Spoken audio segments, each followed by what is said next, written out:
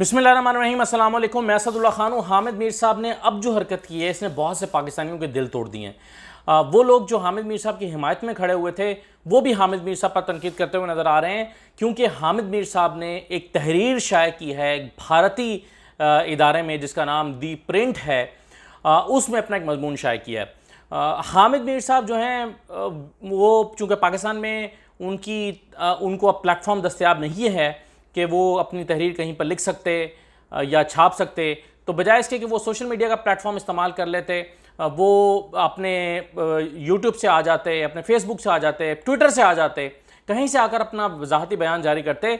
लेकिन उन्होंने अफसोस की बात यह है कि इंतखाब किया भारतीय इदारे का, और उस इदारे में अपना मजमून शाये करते हुए उन्होंने पाकिस्तानी एजेंसीज, पाकिस्तान की एजेंसी ISI और पाकिस्तान के इदारे, इस्टेब्लिशमेंट और फ़ौज को सख्त तनकीद का निशाना बनाया है। तो हामिद मीर साहब जिन्होंने फ़ौज को निशाना बनाने के लिए, ISI को निशाना बनाने के लिए एक भारतीय प्लेटफॉर्म का इंतखाब किया, ये बहुत ही अफसोसनाक है। मैं आपके सामने उनका पूरा मजमून जो कि इंग्लिश में शाया हुआ है, मैं उसका उर्दू तर्जुमा आपके सामने रखने जा रहा हूँ ताकि आपको अंदाज़ा हो सके कि हामिद मीर साहब ने इसमें क्या कहा है।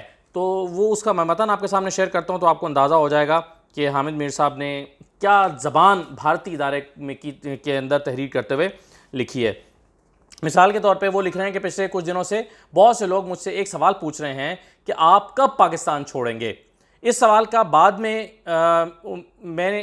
बाद मैं उनसे जवाबी सवाल उठा रहा हूं कि जनाब मैं क्यों पाकिस्तान छोड़ूं। कुछ दोस्त मेरी ज़िंदगी से खौफजदा हैं, उनका ख्याल है कि मैं किसी सड़क हादसे में हलाक हो सकता हूं या फिर नामालूम लोग मुझ पर हमला कर सकते हैं, लिहाजा वो मेरे लिए बेहतर समझते हैं कि मैं पाकिस्तान छोड़ दूं। आगे वो लिखते हैं कि सवाल यह है कि लोग मुझसे ये सवाल क्यों पूछ रहे हैं, क्योंकि मेरे TV चैनल ने गुज़श्ता हफ्ते मेरी आज़ादी सहाफ़त की हिमायत में की जाने वाली तकरीर के बाद मुझ पर पाबंदी आयद कर दी थी। मैं इन हालात का सामना पहली बार नहीं कर रहा, बल्कि 2007 में एक फ़ौजी आमिर जनरल परवेज़ मुशर्रफ के दौर में भी इस सूरत हाल का मुकाबला कर चुका हूँ। ये मिलियन डॉलर का सवाल है कि आखिर क्यों मुझ पर पाकिस्तान में ऐसे टेलीविज़न चैनल ने पाबंदी आयद की जो हमेशा आज़ादी सहाफ़त का अलमबरदार रहा है। आगे वो लिखते हैं कि उन्होंने मुतनाज़ तकरीर वाले वाक़े का आगे वो लिखते हैं कि हम अपने सहाफ़ी साथी असद अली तूर से इज़हार यकजहती के लिए इस्लामाबाद में नेशनल प्रेस क्लब गए थे, जिसे नामालूम मुसल्लह अफराद ने उनके घर में घुस कर ज़दोकोब किया था।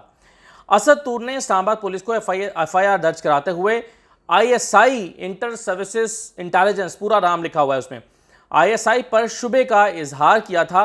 मैंने आज़ादी सहाफ़त के हवाले से प्रेस क्लब के बाहर सहाफ़ियों, वकला और सिविल सोसाइटी के नुमाइंदों की इज्तिमा में तकरीर की। एहतजाज में ज़ख्मी सहाफ़ी असद तूर भी वहाँ पर मौजूद था। मैंने उसके ख़िलाफ़ लगने वाले इल्ज़ामात की मुहिम की मज़म्मत की। मैंने अपनी तकरीर में कहा कि सोशल मीडिया पर कुछ लोग दावा कर रहे हैं कि असद पर उसकी गर्लफ्रेंड के भाइयों ने हमला किया था। उन्होंने कहा कि अगर ये सच है तो हुकाम को मेरे इल्ज़ामात की नफ़ी करने के लिए उन्हें गिरफ़्तार करना चाहिए। हामिद मीर साहब आगे जाकर लिखते हैं कि अपनी तकरीर में मैंने सिर्फ असद तूर की बात की तायीद की। मैंने मज़ीद कहा कि अगर आप हम पर हमला करने के लिए हमारे घर में घुसेंगे तो हम आपके घरों के अंदर जो कुछ हो रहा है उसे आम करेंगे। हमारे पास आपकी तरह ना तो बंदूकें हैं और ना ही टैंक। अब हामिद मीर साहब तस्लीम कर रहे हैं कि जोश ख़िदामत में शायद मैंने बहुत ज़्यादा बात कर दी थी, क्योंकि मुझे बहुत ज़्यादा तकलीफ़ हुई है। मेरे साथियों को हमलों, दबाव और सेंसरशिप का बहुत ज़्यादा सामना करना पड़ता है। मैंने अपनी तकरीर में ना तो किसी शख्स और ना ही किसी इदारे का नाम लिया, क्योंकि मैं इन पोशीदा लोगों को सिर्फ ये बताना चाहता था कि बस अब बहुत हुआ। आगे वो लिखते हैं कि सब जानते हैं कि पाकिस्तान हाइब्रिड निज़ाम के तहत खुफिया लोगों के ज़रिए चलाया जा रहा है।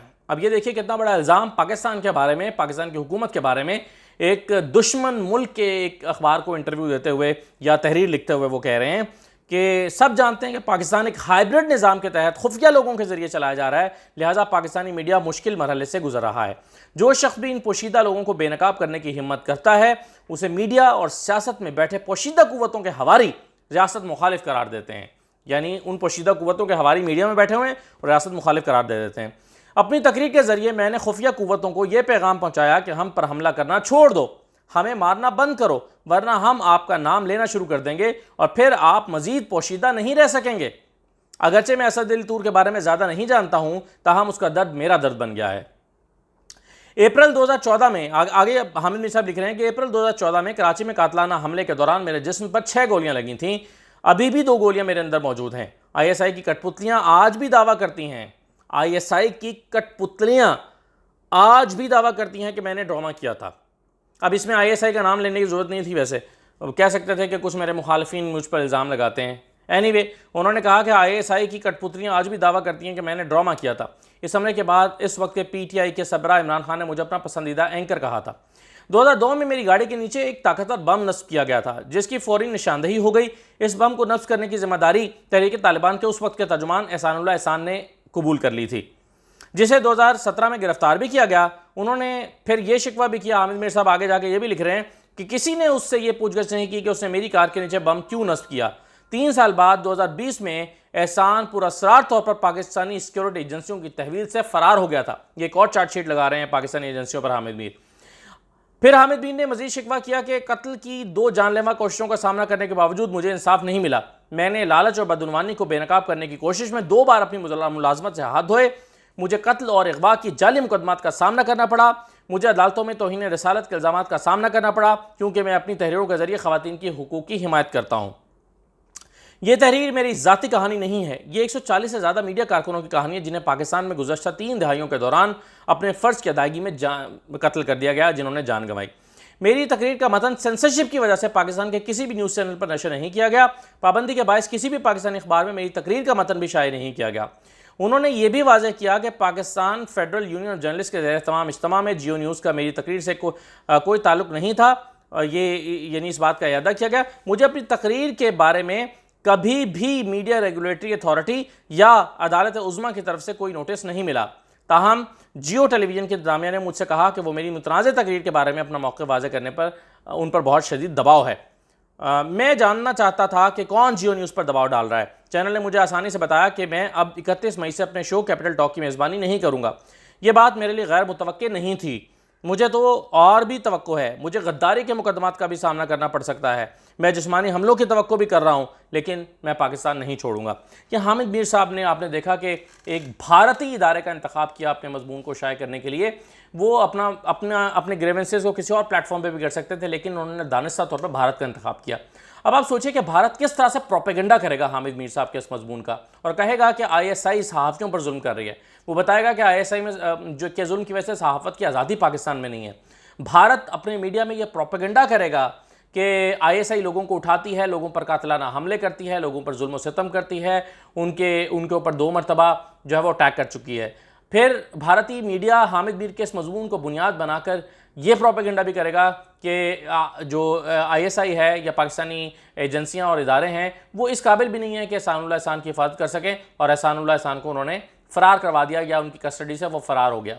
तो हामिद मीर साहब ने एक ऐसा मजमून शाये किया है जिस पर बहुत बड़े पैमाने पर भारत में प्रोपेगेंडा हो सकता है। उन्होंने एक पूरी की पूरी चार्जशीट रख दी है। मुझे उनका मजमून पढ़ते हुए कहीं कहीं ऐसा लगा कि हामिद मीर साहब जो हैं वो अल्ताफ़ हुसैन के नक्शे कदम पर चल रहे हैं। जिस तरह से अल्ताफ़ हुसैन भारत का प्लेटफॉर्म इस्तेमाल करते थे अपने शिकवे शिकायतें करने के लिए और पाकिस्तान के इदारों को मुल्ज़िम इल्ज़ाम ठहराते थे, मुझे ऐसा लगता है कि हामिद मीर साहब जो हैं उन्होंने ये जो मजमून है वहाँ पर दी प्रिंट में शाये करके पाकिस्तान के ख़िलाफ़ बात करते हुए उन्होंने एक भारत को प्लेटफॉर्म बनाया है, जो कि बहुत ही काबिल अफ़सोस बात है। हामिद मीर साहब ने जो किया, जो कुछ इससे पहले वो कर चुके हैं, उस पर मजम्मत हो रही है, उस पर डिस्कशन हो रही है। कुछ लोग उनकी हिमायत में भी खड़े थे, उनके मुखालफत में भी एहतजाज हुआ, मुजाहरे हुए, लेकिन कुछ लोगों ने उनके हक़ में भी मुजाहरा किया। लेकिन अब ये देखिए इस हरकत के बाद कि ये मजमून आप शाये कर रहे हो भारत में, भारत की एक मैगज़ीन में, और वहाँ पर आपका ये मजमून शाया हो रहा हो और भारत को आप पाकिस्तान की शिकायतें लगा रहे हो, तो इसके बाद जो लोग हामिद मीर साहब की हिमायत में खड़े थे शायद वो भी नहीं खड़े होंगे। वही लोग खड़े होंगे जो बहुत ही ज़्यादा बदबूदार होंगे या जिनके दिल में बहुत ही ज़्यादा पाकिस्तान के इदारों में बोझ होगा, वही शायद हामिद मीर के इस मजमून का भी दिफा करेंगे कि उन्होंने भारत में जाकर ये मजमून शाया किया तो ठीक किया। शायद वही लोग हो सकते हैं जो ऐसा करेंगे, वरना कोई भी मुहिब वतन पाकिस्तानी भारत में जाकर हामिद मीर साहब के छपने वाली इस तहरीर को जस्टिफाई नहीं कर सकता और इसकी हिमायत नहीं कर सकता। बहुत ही अफसोसनाक चीज़ें हैं जो हामिद मीर साहब के हवाले से हो रही हैं। बहरहाल अल्लाह ताला उनके हक़ में बेहतर करे।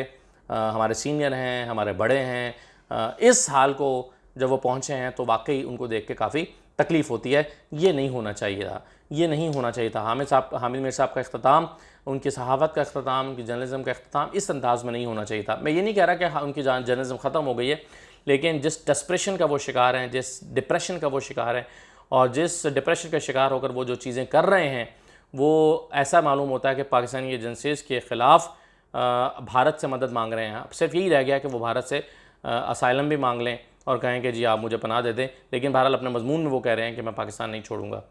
देखिए क्या होता है। इजाज़त दीजिए, अल्लाह हाफ़िज़।